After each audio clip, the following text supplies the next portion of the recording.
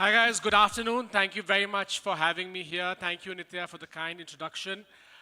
Before I begin, now that Nitya has given me this idea about people standing, if you don't mind, would you stand up? I will do a small exercise. It's not a physical exercise, but just as a intuition building exercise. What I would want people to do is once they stand, you can pick either knee, bend your knee, and cross your arms. And we will try and stand like that for as long as possible. The only thing I will request is that if you move and you lose your balance, please sit down. So I will request everyone to stand up, whoever wants to participate. Obviously, it's not mandatory, but if you do, it'll send a louder message.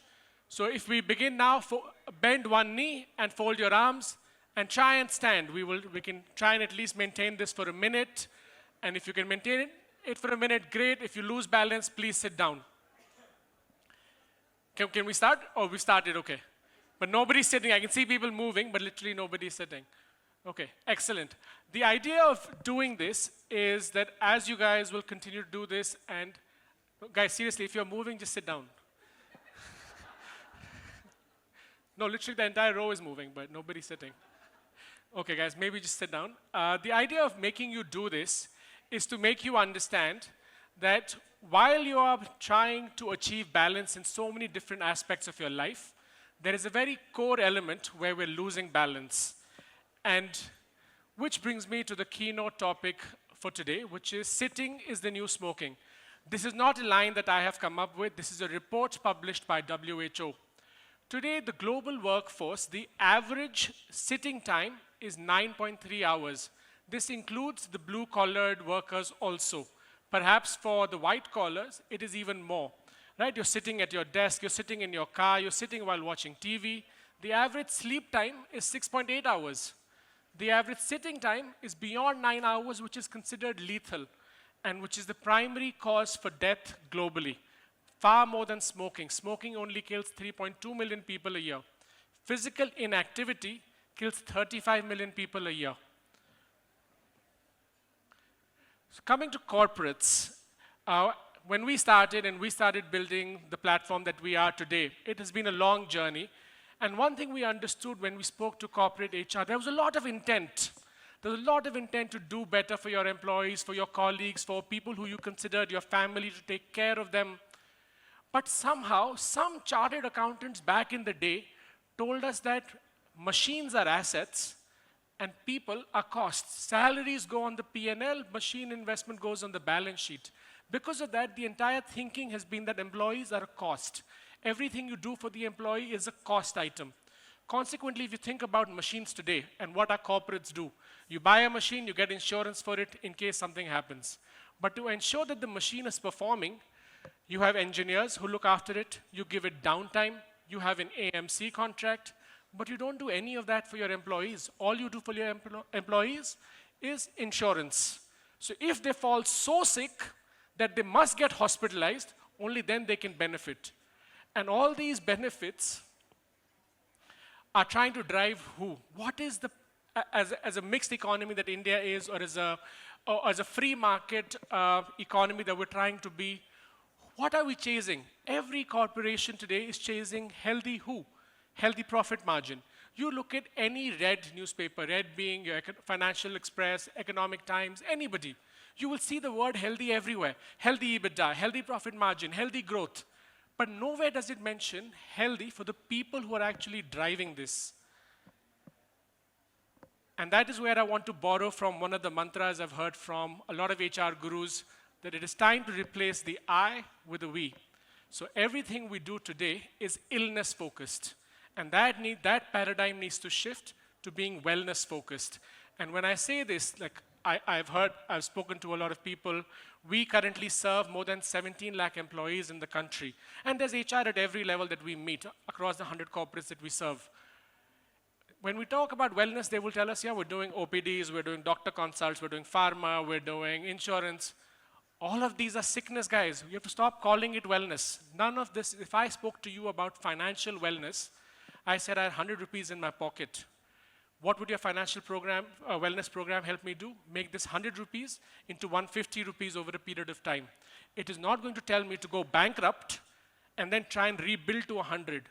Currently, your wellness policies focused for health of the employee is exactly that. First, they must lose their health, get hospitalized. Then you will try and hope that they might come back to where they are. You're not making them better from where they are today. A doctor consult, when I'm going home on the weekend on Friday, I don't watch Netflix and I ring up the doctor and say, hey buddy, what news out there in the market? I will only call the doctor if I'm sick. And all the corporates believe that we fall sick only 15 days a year. That's the sick leaves you give us. Right? So 15 days a year. What about the other 350 days that we get? We're supposed to go back home, rejuvenate ourselves, come back to work, produce the best result for you, go back, spend time with family, and you do nothing to contribute to us. This is the paradigm shift that is required. And this is what is happening around us. One of the largest stakeholders in this paradigm is the government. And COVID was an eye-opener for them too. I know that COVID was a difficult time for almost everybody, personally, professionally, for various reasons. But one thing that everybody learned during that time was the doctor always told us, do you have any comorbidity? All those 4 comorbidities, whether it was diabetes, whether it was obesity, whether it was hypertension, they were all preventable lifestyle diseases. And the moment the doctor said, do you have a comorbidity? The information was that your mortality rate is high, please get hospitalized. If you didn't have any of these comorbidities, you could stay at home and do breathing exercises, and you did not need to get hospitalized. So the message was loud and clear. It did not matter who you were, what your bank balance was. If you had taken care of yourself, you were going to fit. If you hadn't taken care of yourself, only God was going to save you. This was very Darwinian. Only the fittest had to survive. Of course, a lot of healthcare interventions happened, people were saved, but that was the message loud and clear. And the government understood that we do not have the health infrastructure to take care of people if they fall sick. Today, we aspire to be a $5 trillion economy. This economy is going to be built if people are buying white goods, not if they're buying medicines, not if the people fall sick. Today, we're the youngest country in the world in terms of workforce. Average age is 29. People talk about India being the diabetic capital, but we're also the youngest workforce who are not diabetic, who are not hypertensive. You ask your colleague today, a millennial or a Gen Z or somebody who's middle manager, ask them, do you want to be CEO tomorrow, CFO tomorrow? They might say yes. Ask them, do you want to have the blood pressure pill and the insulin shot that they have? They will say no. So if that is where the market is, that is where people are, we need to be able to understand that. And the government, we worked with the Prime Minister's office. There is a Fit India campaign that we're a part of. There is, and the Department of Financial Services, which is the Finance Ministry, and IRDAI. And we changed regulation. Everybody who was talking about health had to expand health to preventive health. Today, insurance covers access to fitness services. A lot of people don't know this, especially corporate HR doesn't know this because corporate HR policies tend to be heavily negotiated. So because of that, the insurer will never tell you the other benefits that you can get. This regulation changed on 4th of September 2020. Today it is October 23.